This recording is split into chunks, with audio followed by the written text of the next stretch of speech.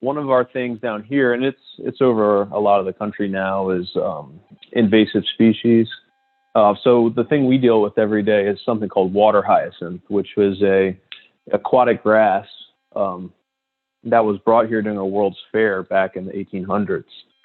And you've probably seen it somewhere. If you came here, you saw it. It's like a green floating grass. It's actually it makes a pretty purple flower, but it expands like crazy. So for the common folk or anyone just trying to be conscious about it, you definitely want to clean your boat. So even your kayak, if you kayak somewhere, clean it off, get all that grass that's stuck to your boat off. Because that's something we deal with here every day. Hi, I'm Reed Singh, and this is Adventure Travel with Trip Outside, a podcast where we interview adventurers, local guides, and outdoor industry experts to uncover the best travel spots and human-powered adventures from around the globe. Before we jump in, I have a quick favor to ask you, that if you enjoy the show, please leave us a review and subscribe on Apple Podcasts. It would truly mean a lot.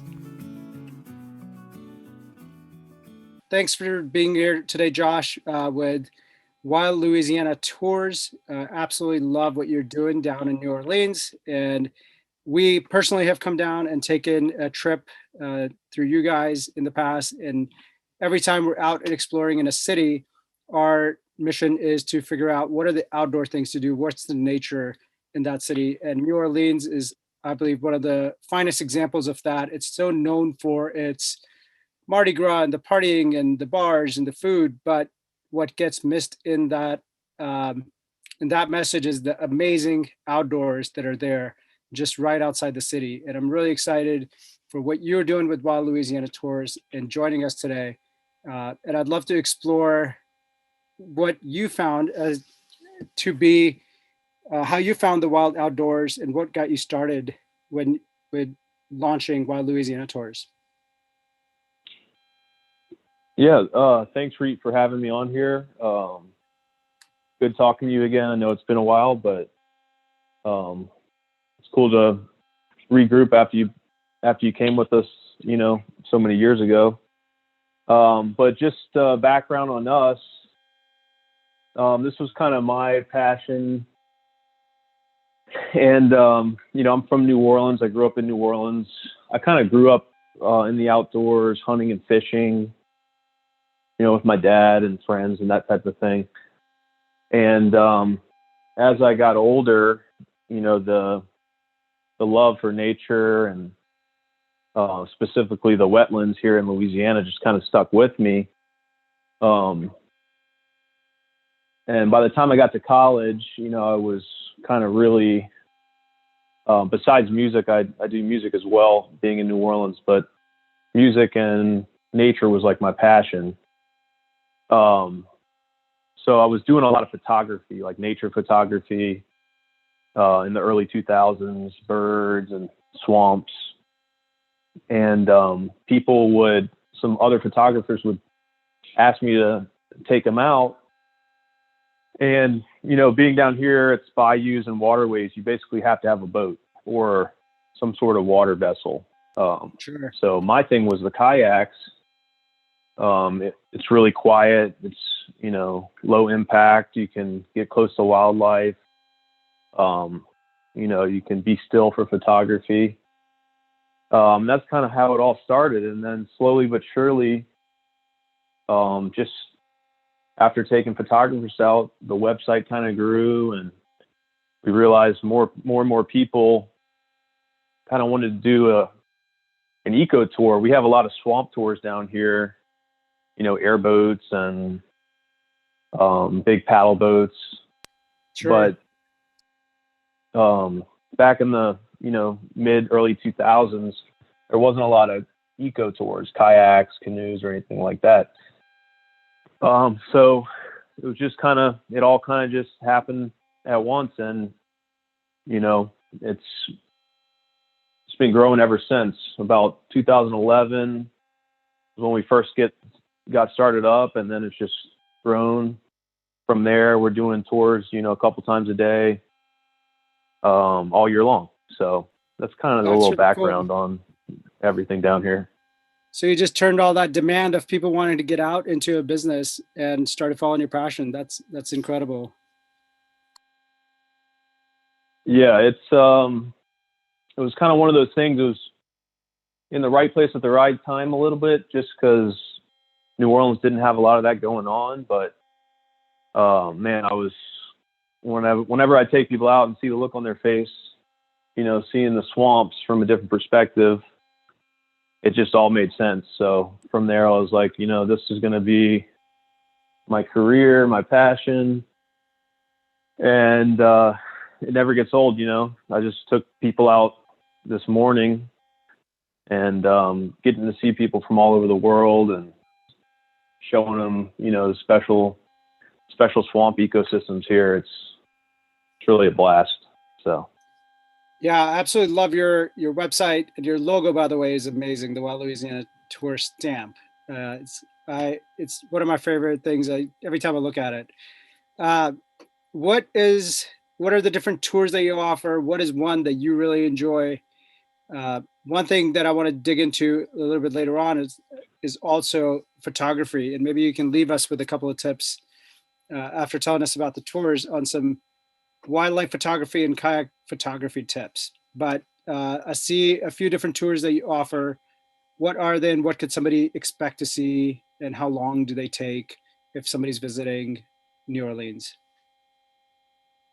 Yeah, definitely. Well, I would say our main trip is it's a 2-hour kayak tour. It's called the Manchac Magic Tour, and that's for anybody, beginners, intermediate, young, old, and we do that multiple times a day. So if you're in New Orleans, you want to see, the swamp, you want to learn some history, that's the thing to do.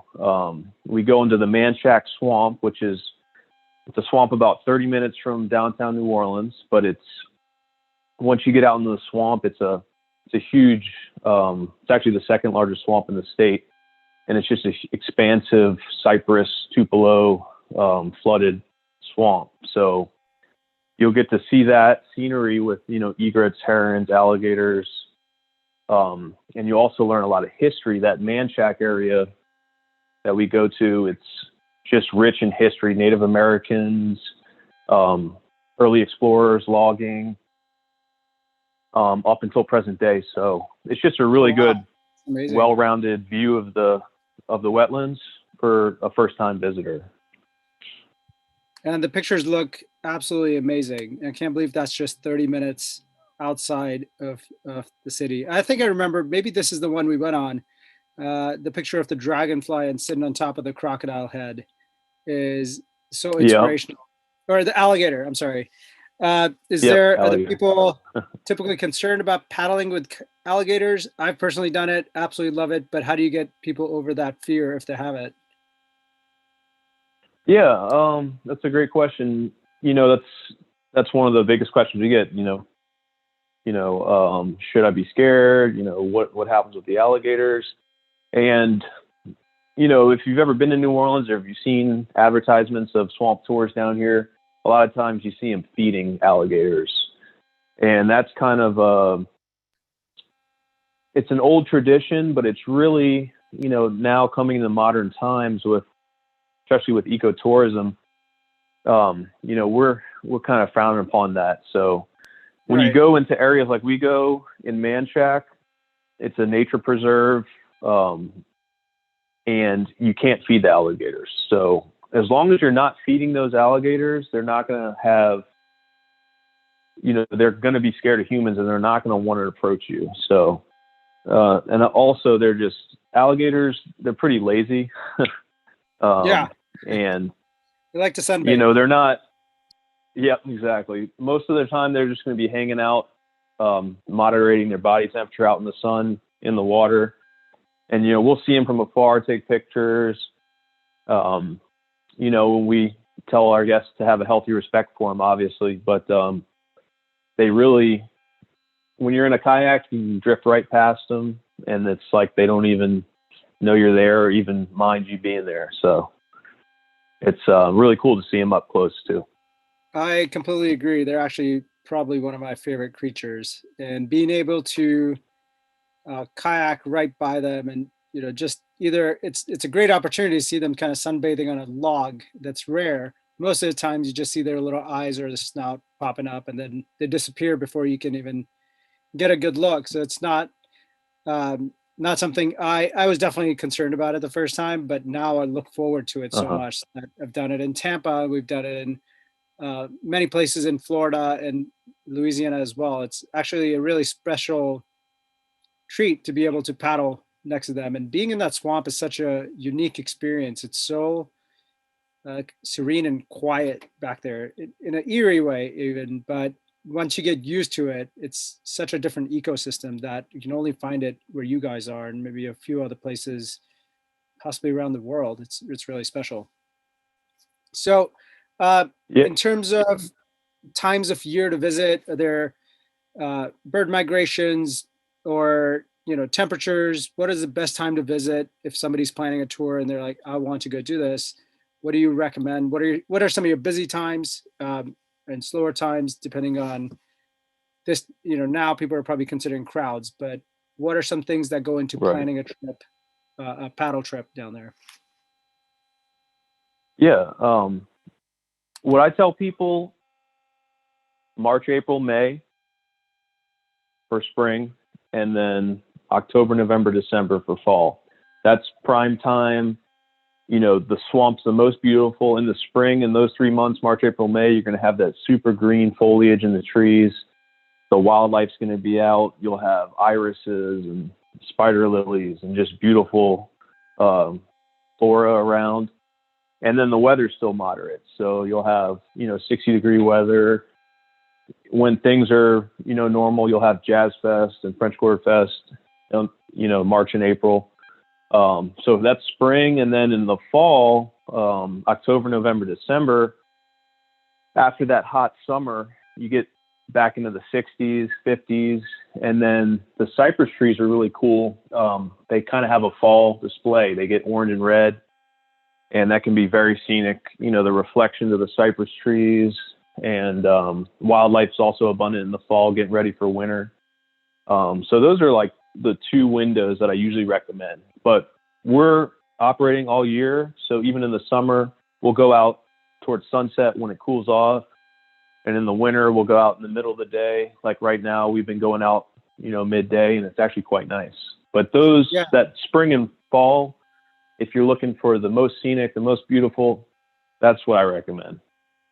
got it. The Louisiana Cypress Swamp Tour seems something from a different planet, and I'll leave a link to your listing in all the places where people can see these images that we're talking about. That is such a unique experience, and that's what I'm going to look forward to doing next time is a Cypress fall excursion. So, sorry, photo Hmm. excursion. What do you Yep. get to learn on the photo workshop and trip? This is actually really cool and unique, something that you're doing.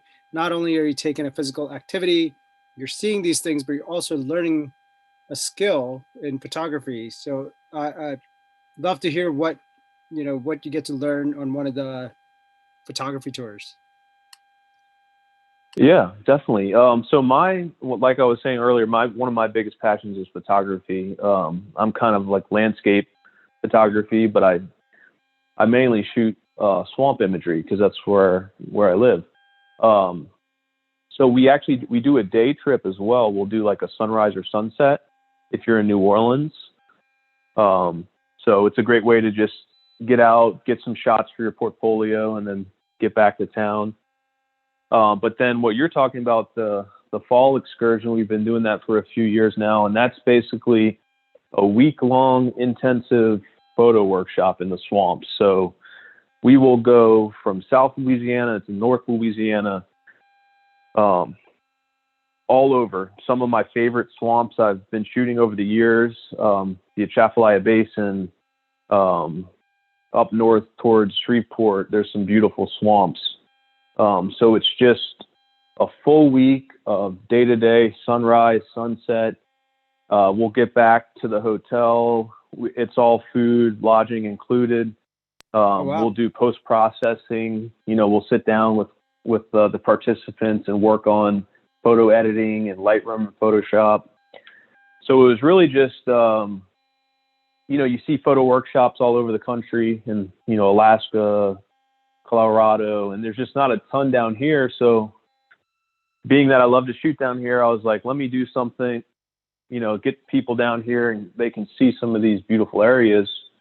It's one of those places down here, if you don't know somebody or if you don't have a kayak or a boat, it can be hard to get into those spots. So yeah, I imagine that figuring workshop out all the put-ins and takeouts and then planning hotel lodging and trying to squeeze in the photography on top of that. That's a lot to plan for. So I see what you're talking about. Yeah. You do have the 5-hour kind of a day workshop that you can take. And you can capture either your sunrise or sunset times. Or you could take the like big monster 7-day trip where you're going to get into the weeds and learn a lot more. Exactly. Got it. So what are some photography tips that you could leave an average Joe kayaker like me? So when I'm out there trying to shoot off a kayak and capture scenic landscapes, what are some basic things that you could share with us? Yeah. So one of my favorite things to do is do some long exposures. Now you usually will need a tripod for that. But basically what you're doing is you're setting your camera on the tripod and you're doing an exposure of, over a few seconds long. And, what it'll do is it'll slick out the water. So it's great for reflections. If you want to see those cypress trees, when they grow out of the water like that, you have the base coming out of the water and then the foliage and everything reflecting. When you do that long exposure, it kind of softens that water and gives it a dreamy look. That's probably one of my favorite techniques, and it's real easy as long as you have a tripod or something steady to set on. Sure. And would you set that on the kayak or off to the side somewhere, try to find stable ground? Yeah, if you can find, what I like to do is kind of get closer to the ground, but you'll still be in a little bit of water and kind of set up your tripod in the water. Okay. Obviously, you got to keep the top out of it. But a lot of times you'll have to push it down in the mud just a hair, and it will get you a little bit dirty, but it's worth it for that shot if you can get it. I absolutely love it. And then I see that you're shooting like into the sun, behind the sun. So those are all just different techniques based on the shot that you're trying to capture, right? And are there things that you see being done incorrectly, like you're shooting directly into the sun, like I mentioned, or not capturing the full landscape that you could share that average person could go shoot and improve their photography? So one thing I've got is have a tripod and try the long exposure shot because it really helps with the reflection in the water. Any other lighting tips would be helpful? Yeah, definitely. Well, one of the things that we do in the fall that's really nice is when it cools off a little bit. When you first start getting those chilly mornings in the fall, you'll get mist. So the water is warm and the air is cold, and you start to get like a foggy mist on the water. So that's really fun to shoot. It can be difficult, but what you want to do is do a variety of exposures. So you might do a lot of fast exposures, like a 200th of a second or something like that, to freeze detail in the fog. But then you can take an exposure like we were talking about earlier, a longer exposure for the water. And you can do things like blend the two exposures together. So you can keep detail from the fog, but have smooth water. That's one of the things I love to do. And then also like lighting, like you said, the cypress trees are great with like side lighting. So especially in that early morning, as the sun's breaking up, kind of coming through the trees, you can get light rays. Like if you position yourself in the right spot where a couple trees or a grove of trees are kind of disrupting the sunlight, it'll filter through like rays. Especially on a cold, misty morning, it'll illuminate that fog. But even without the fog, if you can position yourself correctly, experiment even backlighting can be good if you get in the right spot. You know, if you have it Okay. filtering around trees or through the branches. You definitely want to experiment, move around. That's the beauty of the kayak, is you can kind of move around in a lot of different angles. So you want to look for where that light's coming through. Sometimes if I move 10 feet to the left, you'll have fog getting lit up by the sun. And if you move 5 or 10 feet back, you won't see it the same way. So things like that are real important. That's super cool. And if you're listening to this, I totally encourage you to please just check out wildlouisianatours.com and just check out some of the photography. You'll want to, at least you'll get the appreciation for how beautiful these swamps are, as I am right now. And I imagine all your photography skills have definitely helped you inspire more people when they end up on your website to try to book right away, because I can see visually it's so important. You can like try to describe the tour in text, but what you were able to capture in these images is really incredible. I feel like that's where we're all trending to, is images and videos, and then get into the details of, okay, how do I actually book this? But Right. also, if you're an outfitter, you may want to reach out to Josh, get some kayaking photography tips, so you could add your tours and your experiences and make them look as awesome as Josh is here. So Josh, what are some of I see that you're also very involved in conservation and protection of the swamp. What are some of the threats to the area? What are some of the initiatives that are going on? And how can an average person try to contribute and make sure that we try to preserve these amazing wild places that we have? Yeah.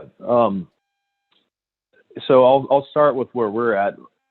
One of our things down here, and it's over a lot of the country now, is invasive species. So the thing we deal with every day is something called water hyacinth, which was a aquatic grass that was brought here during a World's Fair back in the 1800s.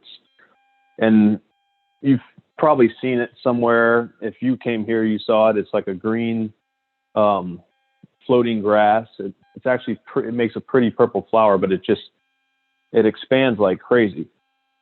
So for the common folk or anyone just trying to be conscious about it, you definitely want to clean your boat. So even your kayak, if you kayak somewhere, clean it off, get all that grass that's stuck to your boat off. Because that's something we deal with here every day. Like I was just out the other day, kind of trying to clear some of that. We'll move old logs because it gets backed up, and we'll try to keep the channel clear so the grass doesn't clog up. So that's the water hyacinth. That's definitely a thing to look out for. Other than that, though, there's down here you can do like tree plantings, bald cypress trees. We have a lot of coastal erosion down here. Basically, salt water comes in from the Gulf, and it'll start to kill cypress trees now that the Mississippi River doesn't overflow its banks. So you can join tree plantings. Lake Pontchartrain Basin Foundation has a program where you can do that. And there's numerous programs, I'm sure, all over the country have different things like that in the wetland regions.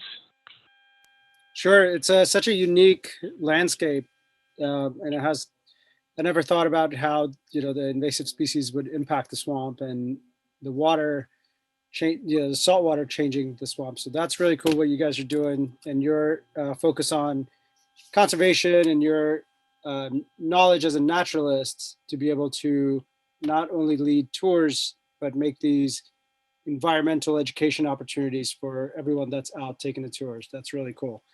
And we hope that, as more people get out and appreciate nature, that when they travel, and that's our mission and vision, is every time you're traveling to a new place, that you consider some of the outdoor things to do and explore the natural environments of that place. So if you're listening to this and you're planning a trip to New Orleans, and whether it's a bachelor party or bachelorette party or a corporate trip, that you take some time to check out the amazing swamps and the biodiversity that this area has to offer. You can find Josh on tripoutside.com and check out some of his photography that we talked about for so long. Josh, is there anything else that you'd like to cover before we wrap up? Yeah, I was just going to piggyback on what you were saying. It's, just getting out there as a tourist, that helps too, because if you're, in the city, New Orleans, local government and everything, they see those tourism dollars coming in, ecotourism, tours, kayaking, and they're seeing that, they're going to be more inclined to invest in it too. So don't feel like you can't do anything about it. Just going out and seeing it, going on tours, going kayaking around the different places you travel, it adds up. I mean, I've seen in the short time that I've been doing this over the past decade or so, the local government, sees those tourism dollars at work. So they want to invest in maintaining the environment and keeping things going. So it's good to see, Yeah, we get to vote with our dollars, and as a consumer, we can, just by participating in things that don't ruin the environment and maybe work towards preserving them, that could be enough as a consumer, even to change by funding the things that we're passionate about. That's amazing. Hey there, adventure seekers. Thank you for listening to another episode of Adventure Travel with Trip Outside. If you enjoyed the conversation, please share it with your friends, leave us a review on Apple Podcasts, and subscribe to stay up to date on where we travel to next. If you felt inspired to travel, go to tripoutside.com. It's the fastest way to book outdoor adventures all in one place.